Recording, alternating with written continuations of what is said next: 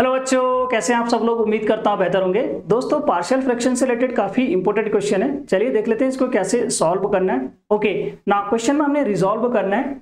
Resolve 1 divided by 1 plus x cube into partial fractions, right. सबसे पहले हम लोग इसको कैरी कर लेते हैं, जो भी हमारा कन्वर्ट करना है। 1 divided by 1 plus x cube, इसको बेसिकली हमने कन्वर्ट करना है पार्शियल फ्रैक्शन में। अभी आप देखोगे तो ये आपको मिल रहा है ए क्यूब। 1 का क्यूब हम लोग कर सकते हैं ना, यहाँ पे a cube plus b cube की फॉर्म में मिल रहा है। तो आपको पता होगा ए क्यूब प्लस बी क्यूब, ये आपके लिए क्या होता था। ए क्यूब प्लस बी क्यूब का फॉर्मूला होता है, एक डब्बे में आपका आएगा ए प्लस बी, राइट। दूसरे डब्बे में आएगा a square minus a b plus b square. ये कुछ ऐसा आपको मिलेगा, ठीक है। A cube plus b cube का जो आपका एक्सप्रेशन होता है वो ये होता है। अब इसमें भी हम लोग कन्वर्ट कर रहे हैं। देखो, इसको ऊपर कुछ नहीं है न्यूमरेटर में, इसको हमने एज इट इज पकड़ लिया, ठीक है। ऊपर न्यूमरेटर में कोई भी टर्म नहीं है, हमारा 1 ही आएगा। अब यहाँ पे a cube plus b cube apply कर रहे हैं, एक डब्बे में आ जाएगा ए प्लस बी। ए यहाँ पे 1 है और बी क्या है, एक्स, राइट। ए की जगह पर 1 रख देना और बी की जगह पर एक्स रख देना है। तो यहाँ से आ जाएगा आपका ये कुछ इस फॉर्म में, राइट।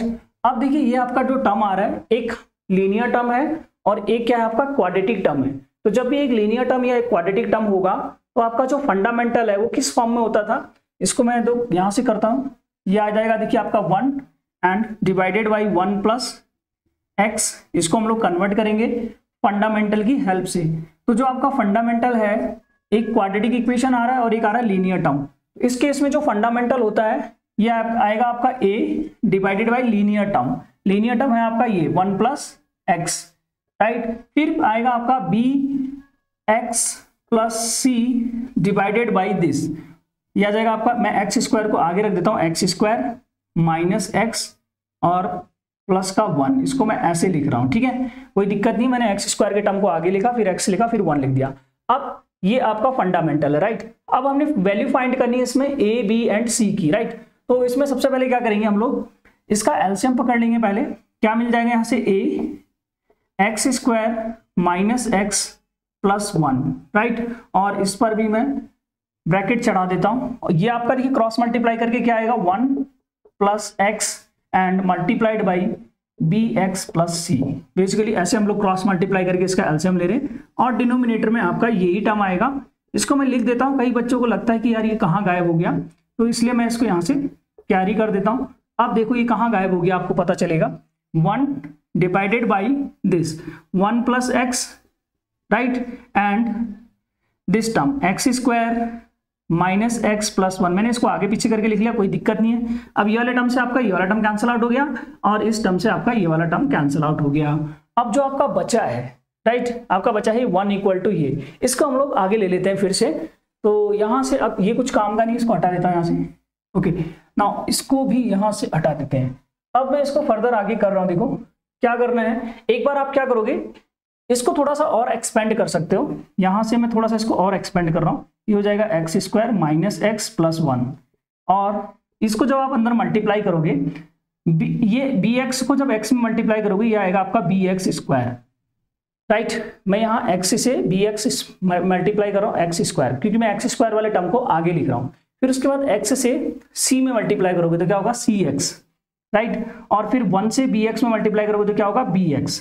तो यहाँ पर b प्लस सी, बाहर से x, ठीक है। एक स्टेप आप इसमें कर सकते हो, पहले 1 से आप bx में मल्टीप्लाई करना, bx आ जाएगा bx, फिर c से x में मल्टीप्लाई करोगे तो cx आएगा, देन 1 से c में मल्टीप्लाई करोगे तो c आएगा। ये आपका कुछ ऐसे कन्वर्ट हो गया, राइट। अब यहाँ पर आ रहा है हमारा 1। अब क्या करना है, हमने कंपेरिजन करना है। देखो यहाँ पे सबसे पहले क्या करोगे, एक बार तो इस वाले टर्म को पहले आप 0 के इक्वल पुट कर दो। यहां से आपको एक वैल्यू मिल जाएगी। क्या पुट करना है, यहां से put 1 plus X equal to 0। अब 1 प्लस एक्स इक्वल टू 0, तो यहां से आपका आ जाएगा x इक्वल टू -1, राइट। अब ये -1 आपने पुट करना है कहां, इस वाली इक्वेशन में, ठीक है। इस वाली इक्वेशन में पुट कर दो, ठीक है। डिनोमिनेटर तो हमारा कट चुका है, तो जैसे ही आप x इक्वल टू -1 यहां पुट करेंगे, ये वाला टर्म आपका पूरा 0 हो जाएगा, ठीक है। यहां से आपको a की वैल्यू मिलेगी, यह आ जाएगा आपका 1 इक्वल टू a। अब यहां पे रखोगे -1, -1 का स्क्वायर क्या होगा आपका +1, और इसमें -1 रखोगे और एक माइनस ये है तो क्या हो जाएगा प्लस। और एक प्लस आपका ये है, राइट। तो यहाँ पे आ रहा है देखो 3 मिल जाएगा आपको, ये ऐसा आ जाएगा 1 इक्वल टू 3a। तो यहाँ से आपको a की वैल्यू मिल जाएगी 1/3। एक वैल्यू यहाँ से हमने निकाल ली, ठीक है। दूसरी वैल्यू हम लोग कैसे निकालेंगे, कंपेयर करके। तो मैं इसको और यहाँ से हटा देता हूँ, ठीक है, इसको मैं यहाँ से एलिमिनेट कर देता हूँ। इस वाले टर्म को मैं इसलिए नहीं हटा रहा हूँ क्योंकि लास्ट में हमने इसी में वैल्यू पुट करनी पड़ती है, जो आपकी ये वाली इक्वेशन है ना, इसमें वैल्यू पुट करनी पड़ती है। तो अब सेकंड हमने देखो क्या निकालना है, b की वैल्यू निकालनी है और c की वैल्यू निकालनी है। अब यहाँ आप देखो, यहाँ पे एक्स स्क्वायर के मल्टीप्लाई में है a और यहाँ पे एक्स स्क्वायर के मल्टीप्लाई में है b, और यहाँ तो एक्स स्क्वायर का कोई कोएफिशिएंट है नहीं। आप चाहो तो इसमें 0x² और 0x+1 ऐसे लिख सकते हो। तो यहाँ पर देखो एक्स स्क्वायर के मल्टीप्लाई में है a और यहाँ पे एक्स स्क्वायर के मल्टीप्लाई में है b और यहाँ एक्स स्क्वायर के मल्टीप्लाई में है 0, तो इक्वल टू क्या होगा 0। तो यहाँ से जो b होगा वो -a के इक्वल आ जाएगा, मीन्स जो आपका b है वो क्या आ रहा है, -1/3, राइट। b भी मिल गया हमको। और c कैसे मिलेगा, आप इस वाले टर्म में देखो b + c, यहाँ पे x के मल्टीप्लाई में है b + c और यहाँ पे x के मल्टीप्लाई में है 0। तो यहाँ से हम लोग बोल सकते हैं कि b + c = 0। तो जो आपका c होगा वो होगा -b, यानी जो c होगा आपका वो इसका नेगेटिव होगा, ये भी आ जाएगा आपका 1/3, राइट। क्योंकि देखो आप जो b है वो माइनस का 1/3 है, तो जो c होगा वो माइनस का b होगा, इट मीन्स 1/3 आएगा।